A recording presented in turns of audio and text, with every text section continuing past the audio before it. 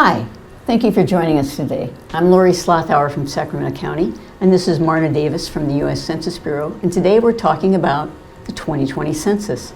Marna, easy question first. What is the census? The census is the count that happens every 10 years of the entire population of the United States, the District of Columbia, and 5 U.S. territories. It is mandated by the Constitution. The Census Bureau is tasked with counting every person once, only once, and in the right place. And why is it important? Census is mandated by the Constitution. Census numbers are used to draw district lines, so your congressional representation is tied to population count. Also, census numbers and the population count help determine how hundreds of billions of dollars per year are allocated to communities across the United States. Hundreds of billions of dollars for things that we rely on every day, services that are Roads, beneficial. hospitals, Hospitals, schools, senior services, homeless services, emergency response, where to put fire stations, police stations, how many stoplights you need in a particular community. It all is tied to census population count, and it only happens every 10 years. So the hundreds of billions of dollars that are allocated every year, this is really going to matter for Sacramento County and beyond to get a total and complete count for everything that you rely on. Here's a fun fact. Sacramento County by itself receives $500 million every year for just those kind of programs, everything from the Florin Road Street Light Improvement Project to, well, there's a therapy dog for the County District Attorney's Office. So a lot of really important programs are funded by the census, isn't that correct? Everything that we rely on every day, I mean, potholes on the roads, bridges to successfully cross to get your kids to school, to get yourself to work, water projects to get water to your house. How many schools are built for upcoming communities like Natomas and Elk Grove and Roseville? I mean, so many new homes have popped up across Sacramento County over the past 10 years. The total population count is really going to determine how sustainable those and pleasurable those neighborhoods are. We want schools built in communities where there are a bunch of, children right now at this census under, 1 year old or 2 years old. So count everyone in your house. I understand that I've heard a lot about hard to count groups and that Sacramento County has a lot of hard to count groups. What are they and why is it important that they be counted? Hard to count groups for the Census Bureau are groups that traditionally are underreported or don't have as high response rates as other groups. So new immigrants or children, obviously they don't fill out the census themselves, so children are usually undercounted. New immigrants, persons of color.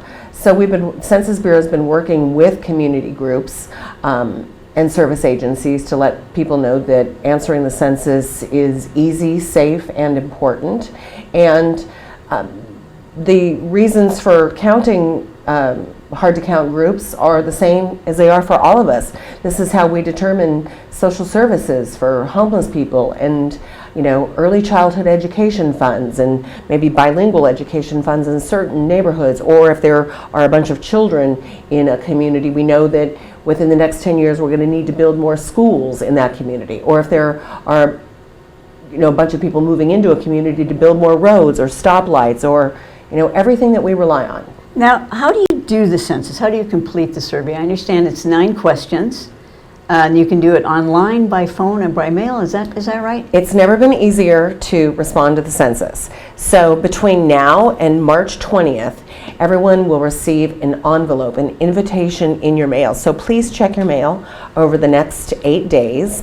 You will get an invitation to respond to the mail, to respond to the census in the mail. Please respond as soon as you get your invitation.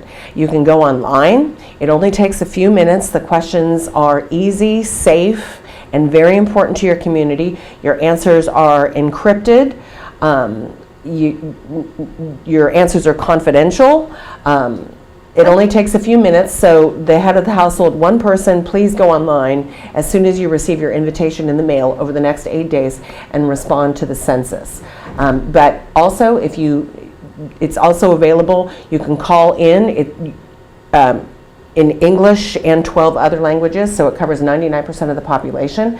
You can also wait until a census paper comes in the mail, but that'll be our third or fourth time that we've contacted you. This is actually the first day that notices are going out in the mail, and it's the first day that the census website is available, that you can complete the census online. Is that Yes. correct? So when you get your invitation in the mail, there is an census identification number, and you will need that to respond to the census online. So please go online. It only takes a few minutes. Your answers are important. It's easy. They're basic questions: your name, your age, your race, your gender. Do you own or rent? Easy questions. It only takes a few minutes, and then respond for everybody in your house. And also, I want to tell the viewers that don't stop and start. Do it. You have to finish your responses to the census in one sitting.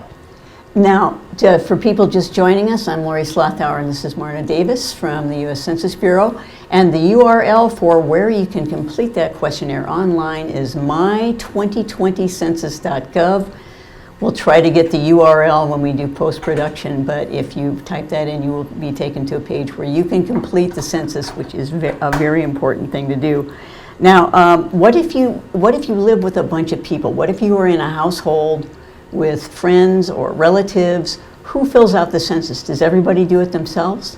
No, one person fills out the census for the entire house, and you will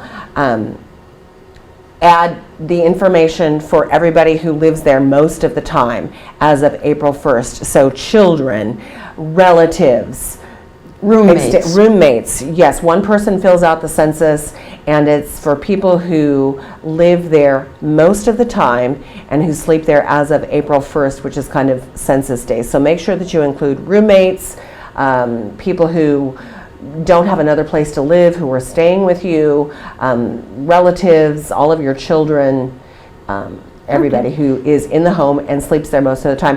And couple little things that the census also explains is that, say parents have 50-50 custody of a child. The child is half the time at one house, half the time at the other. So it's where the child is sleeping on census day, which is April 1st. That's the one house. April 1st is right. National Census Day. Exactly. So if a split custody situation. Also, a lot of people ask about, what if my child is away at college? They're typically counted at their university. If your child obviously lives with you, then they're counted at your house. If your child lives at a dorm, they are counted at the university where they go, where they're living most of the time, most of the year. Okay. Talk to me about confidentiality. I know people are concerned about, will this information be shared? No. Tell me about that. The Census Bureau is prohibited by law. Your answers are encrypted. Your answers are confidential. Your answers are never shared with any other government agency, including the IRS, ICE, the courts, police departments. Your answers are immediately encrypted. They are only used for statistical purposes. Nothing identifiable about you is ever released. Your answers are confidential. And there was some concern at some point about a question about citizenship. I understand that's not on the census. It is not on the census. The census counts everyone living in the United States, and the citizenship question is not on the census. So they don't ask. A couple other things that are not asked on the census are your social security number, your banking information, your driver's license number. None of that is asked. It's just 9 basic questions: your name, age, sex, race. I was going to ask you about that. I understand if you haven't responded to the census by May 1st, you might get a phone call or a visit from a census taker. How do you know if the person you're talking to, or the person, let's just say in person at your door, how do you know they're from the Census Bureau? Well, you will never have a census taker come to your home if you respond to the census. That's good. So please respond as soon as you get your invitation in the mail over the next week. It's never been easier to respond to the census. You can go online. You can do it over the phone and in 12 other languages. You can do it by mail. So we do ask that everyone please respond to your first invitation to the census, which is coming over the next 8 days before March 20th. And if you don't get mail at your home, and you have a P.O. box, then a census taker will drop it off on your front door or knock on your front door, but right there at your house, your invitation to respond to the census. Well, and I understand that if you do get a visit from a census taker and enumerator, there's ways you can tell that they are a legitimate representative of the U.S. Census, correct? They have, yes, they have a government-issued badge with the Department of Commerce watermark, their name. They've got a census bag, black bag, clearly marked in blue and white letters, 2020 Census. They also will probably have some electronics, such as an iPhone or an iPad, so they can enumerate you at your front doorstep. You will absolutely be able to tell who a census taker is, and also know that you will never have contact with a census taker if you respond to multiple outreaches by the Census Bureau to please respond to the census. Well, we have a question from somebody on our Facebook page. Linda wants to know, I think we've already answered this, do we wait for the mail before filling out the census online? Yes, over the next 8 days, you will receive an invitation in the mail with your unique identification number. Use that to respond to the census, and please go online and respond to the census as soon as you receive your invitation in the mail over the next 8 days. So you shouldn't go to the page until you receive your mailing? Correct. Okay, that's good to know. I had been asked this by other people. How do you count the homeless? The homeless, people experiencing homelessness, there's no question on the census saying, are you homeless? Mm-hmm. So it is, so if you've got someone who doesn't have a home, who's staying with you, who would otherwise be homeless, count that person in your home place.